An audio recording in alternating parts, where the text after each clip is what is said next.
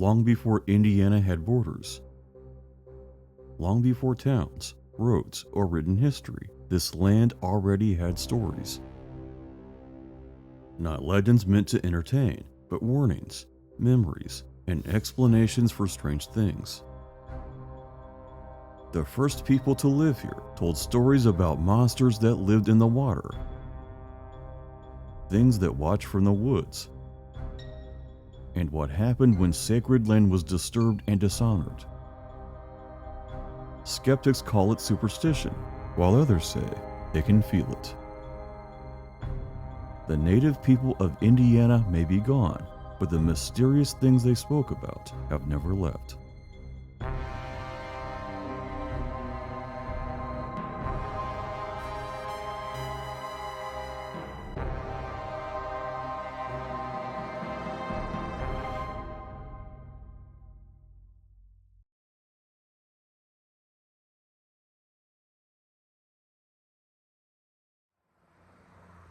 Near present-day Rochester, the federal government created a large lake and mill in 1826. It was part of a treaty with the Potawatomi offered as a gesture of goodwill, but by the 1830s, unsettling stories began to surface. There were stories of a fearsome aquatic creature said to live underneath the water. The Potawatomi called it Meshek-Enebek. They described it as enormous, with a long neck and a head shaped like a horse. The creature sounded strikingly similar to the Loch Ness Monster in Scotland. Some have suggested it may have been a plesiosaur. And according to the Potawatomi, this was not the first lake in which they'd seen it, as if the creature had found its way to this much larger body of water. They warned settlers to stay away, calling the Lake Manitou the Devil's Lake. Pioneers to the area dismissed it as superstition and nothing more, until they saw it for themselves. And those sightings didn't end in the 1800s. They've continued for more than 2 centuries, all the way to the present day. Boats have been rammed from below. Swimmers have described a massive eye, or very large fins, appearing for just a moment before disappearing. Anglers using heavy fishing line tell of sudden strikes, something powerful that took off like a rocket and snapped the line below the surface. Lake Manitou spans 775 acres and is up to 65 feet deep. If something were living there, there would be no shortage of places to hide. Some say maybe it's a large catfish or sturgeon, and scared people past and present have simply exaggerated. Whatever it is, it appears to have never left.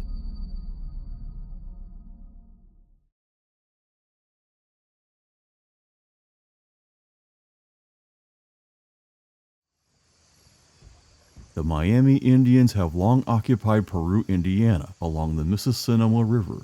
They have many beliefs about the supernatural. They believe in the Great Spirit, named Kichimanatoa, but also other less benevolent beings that live in the woods along the river. The most infamous is a strange place called Okie Pinokie near the Francis Slocum Reservoir. Local native stories describe it as a place where the land behaves strangely, where sound carries incorrectly, where people feel disoriented. Some say it's a gathering place of spirits, evil ones. There are very old stories of Indian massacres, and the place has gathered a strong reputation by ghost hunters. There have been reports of cult activity, rituals in the woods, focusing in on the strange energies, and even murder. While some feel nothing, others have reported an overwhelming sense of dread, an unexplainable anxiety, a feeling that they're not welcome and they should leave. Some have went there at night on a dare, and having seen things, were so terrified that they vowed to never do it again. The state has blocked the road to Okie Pinokie, but the curious keep returning. Some of them even make it back.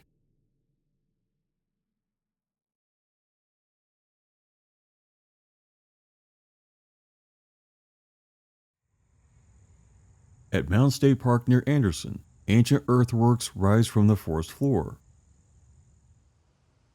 Long before they were studied by archaeologists, native people warned settlers of supernatural beings that lived nearby. They were small, intelligent, large ears and noses like a troll, and dangerous if disrespected. They called them Puckwudgies. They were armed with poison-tipped darts and could appear and disappear at will.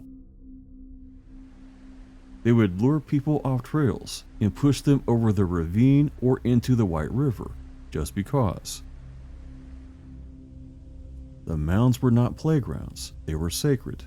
Disturbing them brought misfortune, or worse, at the hands of the Puckwudgies. And even today, park employees and visitors have reported sightings and strange encounters. Small people wearing hoods that disappear. Footsteps where no one else is standing. Voices in the woods and the strange feeling of being watched. That little kid in a hood walking along a trail by themselves might not be a little kid. It might just be something that's been there a very long time and has a very bad attitude.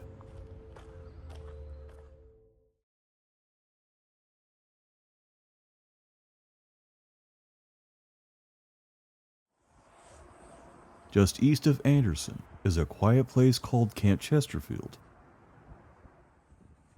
For many years, I'd heard rumors about this mysterious place where people tried to contact the dead. Scattered across the property are many religious sculptures, symbols, and chapels.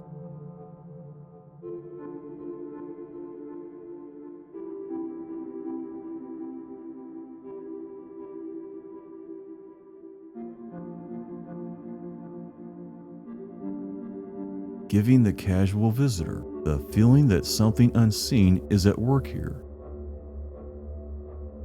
Founded in 1886, it's been a center for the spiritualist movement nearly 140 years. But its unusual history goes way back before then, when native people occupied the land.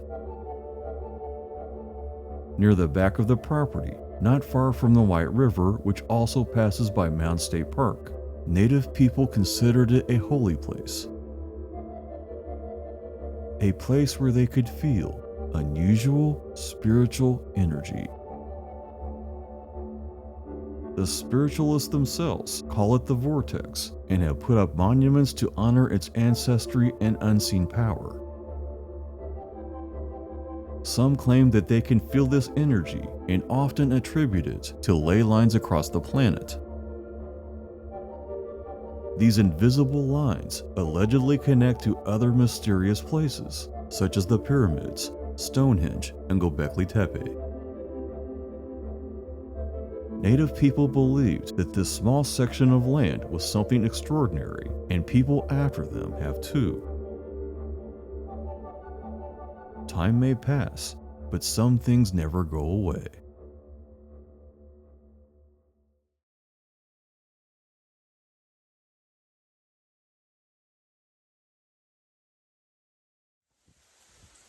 West of the town of Story is a strange place called Browning Mountain.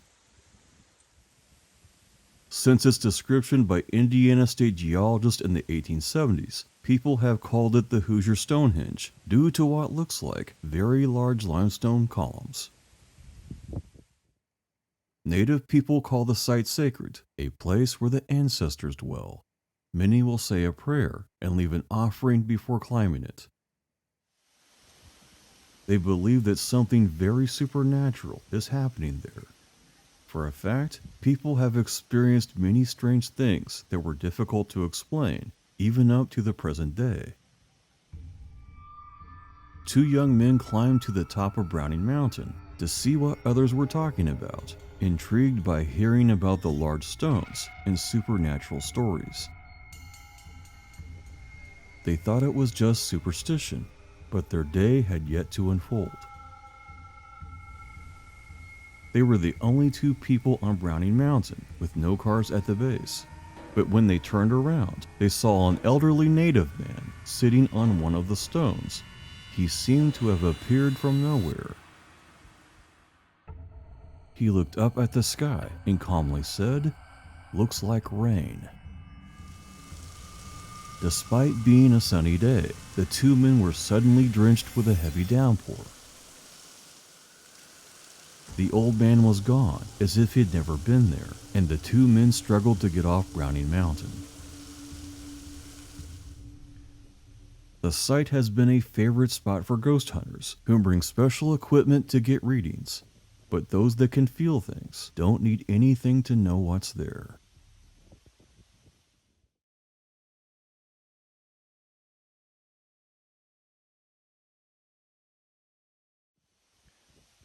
Southern Indiana may not be more mysterious than the rest of the state, but it sure feels like it.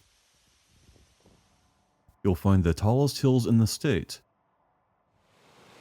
beautiful waterfalls, thousands of caverns, some that drop 100 feet straight down, and then the nearly inaccessible hollows where few people ever travel. This is where native people spoke of dark places, ones inhabited by spirits. And the wild man of the forest, what many today would call Bigfoot.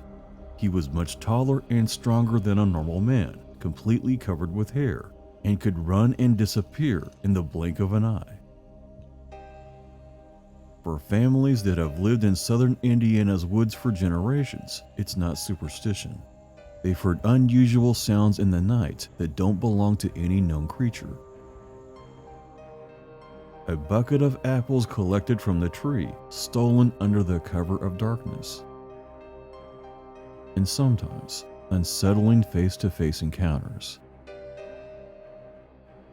The Bigfoot Research Organization has logged hundreds of sightings in Indiana, and the list continues to grow each year. Some places seem to be hotbeds of activity, such as the Hoosier National Forest, Brown County, Monroe County, Martin County, Crawford County, and Harrison County. They've all had numerous sightings. It only makes sense that if there were such a creature, it would live in the least populated and hidden places of Indiana. But out of all the sightings over the last 200 years, not a single Bigfoot body has ever been found. Some say that's because Bigfoot isn't real, while others say that Bigfoot is a spirit, and that explains everything. Native people described what they saw.